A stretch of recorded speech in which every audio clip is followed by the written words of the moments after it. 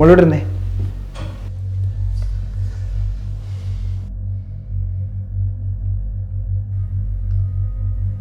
മോളെന്നെ സ്വന്തം ചെയ്യണ പോലെ കാണാം, എന്നാലേ സംസാരിച്ചിട്ട് കാര്യമുള്ളൂ.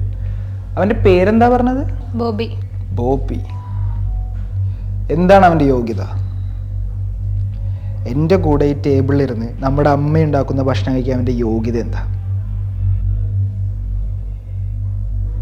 മോളെ ഷേവ് ചെയ്താ കൊടുക്കാൻ അറിവില്ലാത്തവനാ. ചേച്ചി അതൊക്കെ പണ്ട്, ഇപ്പം ബോബി.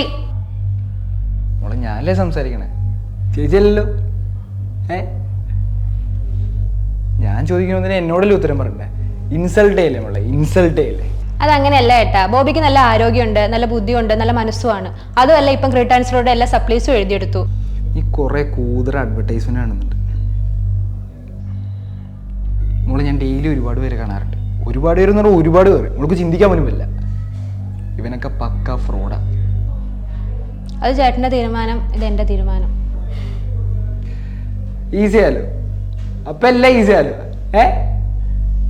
മോളെ എനിക്ക് ഇത്രേ പറയാനുള്ളൂ. നിന്നെ കെട്ടാൻ വന്നവൻ മിനിമം എൻ്റെ അത്രയും യോഗ്യത വേണ്ടേ മോളെ?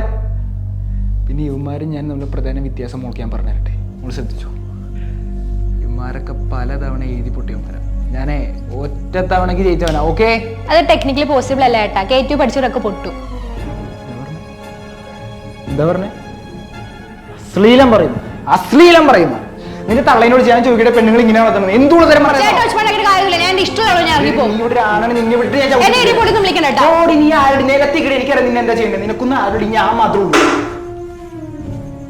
ചേട്ടാ ബേബി മോളെ എടി പൊടിയൊന്നും വിളിക്കാൻ പറ്റില്ല.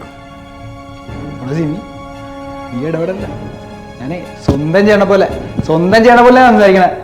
ഏത് ടൈപ്പ് ചേട്ടനാണെങ്കിലും എടിന്ന് വിളിക്കാൻ പറ്റില്ല.